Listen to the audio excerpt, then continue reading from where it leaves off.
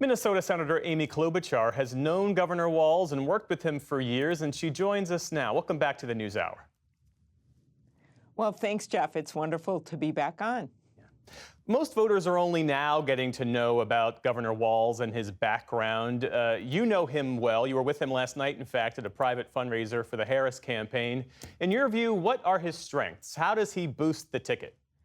He's someone that is heartland all the way. He grew up in Nebraska in a farm, came out to Minnesota, signed up for the National Guard at age 17, and then he became a teacher, taught geography, always good to know in Washington, and then a high school football coach, and then went on to serve in the Guard, and in 2006 ran for Congress. And I think some of this gets lost in all the stories, but he was actually, in one Congress, in the top 10 of bipartisan members of Congress, served on the Vets Committee, the Ag Committee, did a lot on veteran suicides and a lot on veterans issues in general, and was very well liked in Congress. And from there, ran for governor. So I think it's really important people see this as someone who comes from humble roots, is someone who loves his country and has led students, has led soldiers, and of course has led our state in a very good way as governor, and always a unifying, optimistic force. And I think that you see that joy in how he campaigns and what he will bring to the ticket. The Trump campaign is already pouncing, calling him dangerously liberal and saying that the Harris-Walz ticket is the most left-wing ticket in American history. He has championed progressive causes. How do you expect that he will defend his record? Well, I went through how bipartisan he was and what he's done and how he won in a district, a rural district, one of only 2 Democrats in 100 years that ran and won in that district, and did it over and over and over again. And then the other thing I would say is I think he's probably the first vice president that has stood in a deer stand in 10-degree Minnesota weather for hours and hours at a time. So I'm actually looking forward to that debate with J.D. Vance because Tim Walz is himself, he's loved, and he's blunt. Last night, there we are before he's going to be picked as vice president. He's walking around, no notes, giving a speech, always happy. And I just think that kind of joy has been missing in our politics.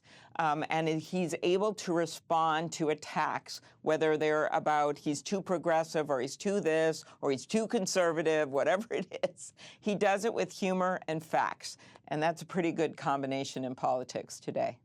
I'm told by sources familiar that what solidified VP Harris's pick of Walz was their chemistry, that when they met Sunday at her residence, that she viewed him as a peer, someone that she could trust, and someone with whom she could govern. That said, though, there are Democrats who wonder if the Pennsylvania governor, Josh Shapiro, who has like a 61% approval rating in Pennsylvania being a state that Democrats need to win with its 19 electoral votes in order to win the White House, if picking Walz was the right strategic choice. You know, I have so much respect for Governor Shapiro. I really, really like him. And I also love Mark Kelly, who's a close friend of mine, and many of the other people, Pete Buttigieg, were just incredible choices for this job. And in the end, it was the vice president's decision.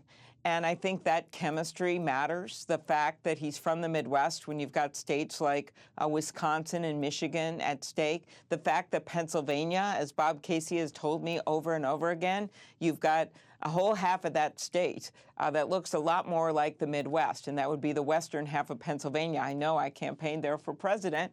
That feels very Midwest and associates with the Midwest. So I think you're going to see a ticket in Kamala Harris. She decided to bring someone in that was different than herself. And I think that's a really big strength, has a way different background as a high school teacher and as someone who has served in our military. I think those are real virtues and will be especially good pairing with J.D. Vance when it comes to a debate.